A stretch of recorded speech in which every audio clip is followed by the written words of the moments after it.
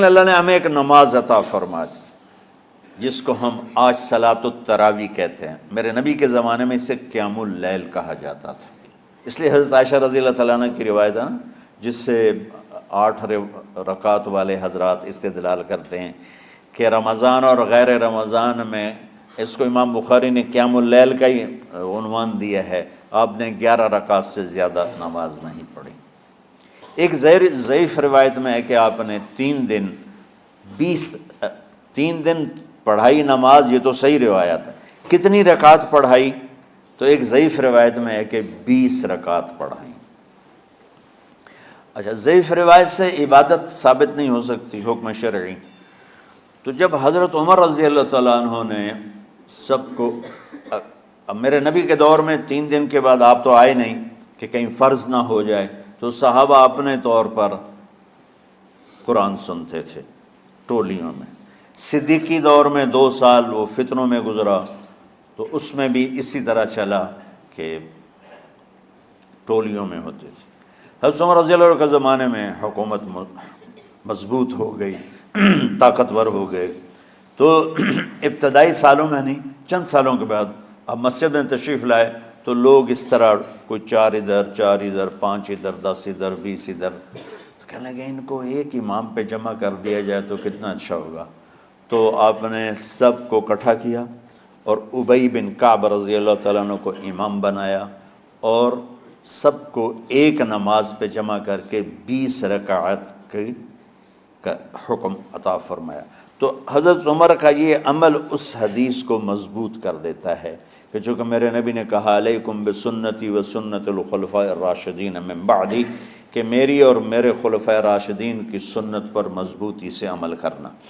تو حضرت عمر کا جو 20 رکعت طے کرنا ہے، اگر ان کا اپنا اجتہاد ہے تو بھی ہمارے لیے عمل کے لیے کافی ہے، اور اگر ان کو یہ یاد ہے کہ میرے نبی نے 20 پڑھی تھیں تو اور زیادہ اچھی بات ہے۔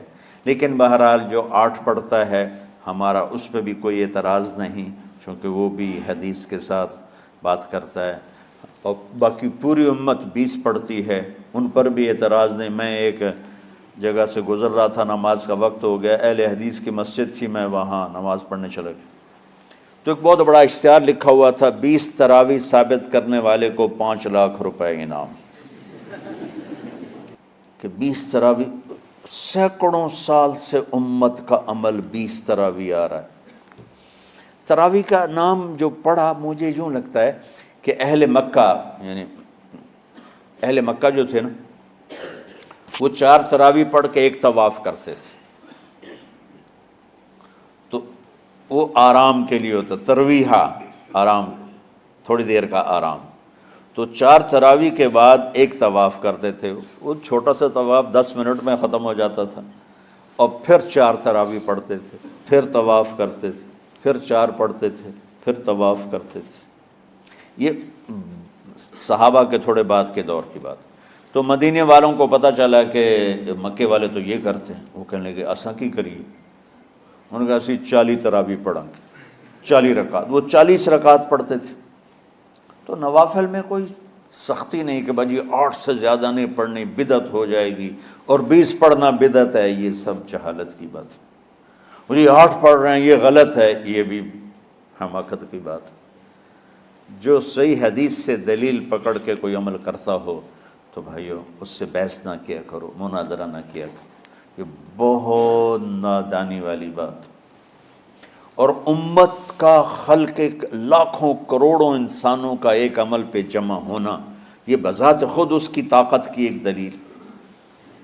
اور حرمین جب سے میرے رب نے حضرت عمر نے 20 رکعت شروع کی، آج تک وہاں بھی ساری مساجد میں 8 رکعت تراویح ہوتی ہے، لیکن حرمین کی مسجد میں 20 رکعت، ادھر بھی ادھر بھی۔ اور یہ جو وہ وہاں ختم قرآن پہ دعا نہیں مانگی جاتی، یہ کس کا عمل ہے؟ حضرت عثمان کا۔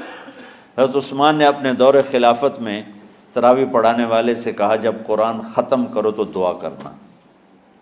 وہ کہنے لگے جی کیا دعا کروں؟ کہ جو تیرے دل میں آیا کرنا۔ تو ختم قرآن کی رات تراویح کی آخری رکعت میں من الجنت والناس کے بعد دعا کے لیے ہاتھ اٹھانا، یہ حضرت عثمان رضی اللہ تعالیٰ عنہ نے اس کو زندہ فرمایا۔ اور امام دعا کرتا تھا 1 منٹ 10 منٹ 20 منٹ جتنے بھی، اور پیچھے لوگ آمین کہتے تھے۔ وطر کی جماعت نہیں ہوتی تھی، وطر کو باجماعت حضرت علی رضی اللہ تعالیٰ عنہ نے شروع کی کہ وطر کو بھی باجماعت پڑھا جائے، تو یہ ان کی سنت ہے کہ وطر کو باجماعت پڑھا گیا۔ تو اب یہ لہٰذا یہ سارے سنت جو کام ان خلفۂ راشدین سے ہوا وہ بھی سنت ہے۔ تو اللہ نے ہمیں ایک عبادت دے دی کہ میرا قرآن پڑھو اور سنو۔ پہلی امتوں کو تراویح کیوں نہیں تھی یا قیام اللیل کیوں نہیں تھا؟ کہ ان کو اپنی کتاب یاد ہی نہیں ہوتی تھی، وہ اپنی کتاب کے حافظ نہیں ہوتے تھے، وہ اپنی کتاب یاد ہی نہیں کر سکتے تھے، صرف نبی کو یاد ہوتی تھی۔ اللہ نے ہمارے لیے کتنا آسان کر دیا کہ 7 سال کے یہ چھوٹے چھوٹے بچے قرآن یاد کر رہے ہیں، 70 سال کا بوڑھا قرآن یاد کر رہا ہے۔ یہیں یہ مولوی یوسف صاحب کا ساتھی تھا یا پتہ نہیں ان سے پہلے تھا، سلمان، مولوی سلمان، آج کل امریکہ میں ہوتے ہیں، ہماری ایک شاخ چلا رہے ہیں ماشاءاللہ۔ وہ شروع میں یہاں تھے تو یہاں تراویح پڑھانے کے لیے ہمارے پاس حافظ کوئی نہیں تھا، وہ حافظ نہیں تھے، وہ صبح بیٹھ کے شام تک 1 سپارہ یاد کرتے اور رات عشاء کی نماز میں سنا دیتے۔ 30 دن میں قرآن یاد کر کے سنا دی۔ مطلب یہ سنی سنائی بات نہیں، ہمارے اسی حسنین، اسی ممبر اور محراب کی بات کہ یہیں اسی مسجد میں انہوں نے صبح سے مغرب تک یاد کرتے تھے اور پھر عشاء میں کھڑے ہو کے سنا دیتے تھے۔ پیچھے ہوتے تھے لقمہ کوئی دینے والا شاید، لیکن بہت خوبصورت پڑھ کے 1 دن میں یاد کر کے سنا دیا۔ اور ایک مجھے نام بھول گیا کہ 3 دن میں قرآن یاد کیا، 10 سپارے 1 دن میں یاد کیے، 10 دوسرے دن میں یاد کیے، 10 تیسرے دن میں یاد کیے۔ وَلَقَدْ يَسَّرْنَا الْقُرْآنَ لِلذِّكْرِ فَهَلْ مِن مُدَّكِرٍ۔ تو اللہ تعالیٰ نے اس کو نصیحت کے لیے بھی آسان کیا ہے اور یاد کرنے کے لیے بھی آسان کیا ہے۔ کوئی کتاب پہلے یاد نہیں ہوتی تھی کسی کو، ماشاءاللہ تم میں کتنے حفاظ بیٹھے ہیں اللہ کے فضل سے۔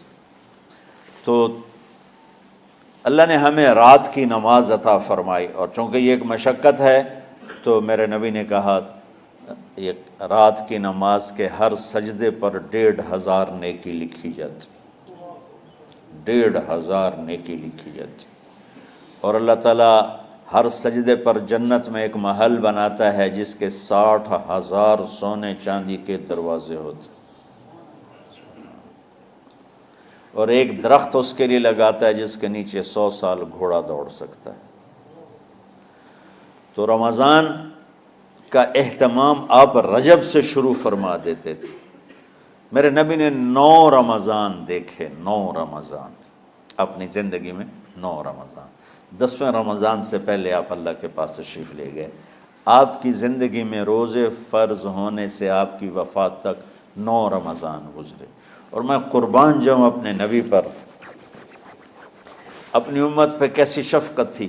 آپ سحری کھاتے تھے بالکل آخری وقت، ادھر بلال اذان دے رہا ہے اور ادھر آپ آخری لقمہ کھا رہے ہیں، اور ادھر سورج نیچے ہوا اور آپ کھجور منہ میں۔ ایک آدمی اوپر کھڑا ہوتا تھا مدینے میں تو وہ چھت پہ، گھر کی چھت پہ کھڑا ہوتا تھا، سفر میں ہے تو وہ کسی پہاڑی پہ کھڑا ہوتا تھا۔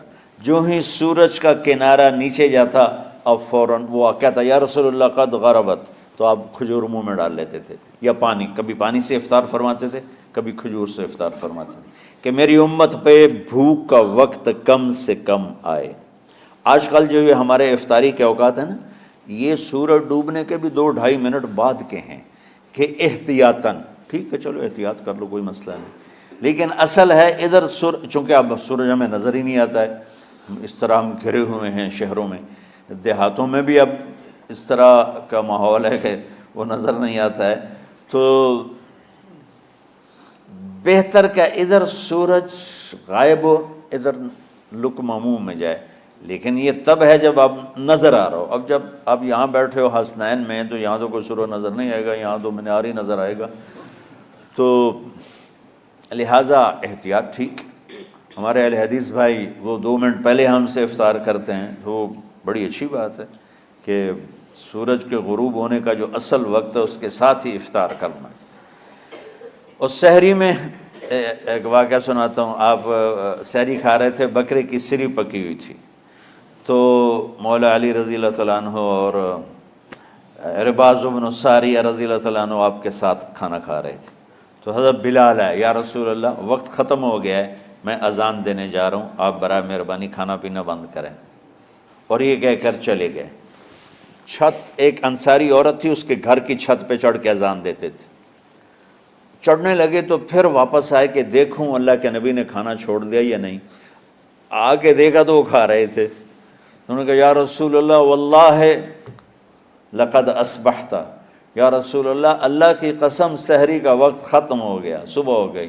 تو آپ نے ہاتھ پیچھے کر لیا، کہہ رہے تیرا بھلا ہو بلال، ابھی وقت باقی تھا، تیرے قسم کھانے پر اللہ نے اس کو پہلے نکال دیا کہ تیری قسم کہیں جھوٹی نہ پڑ جائے۔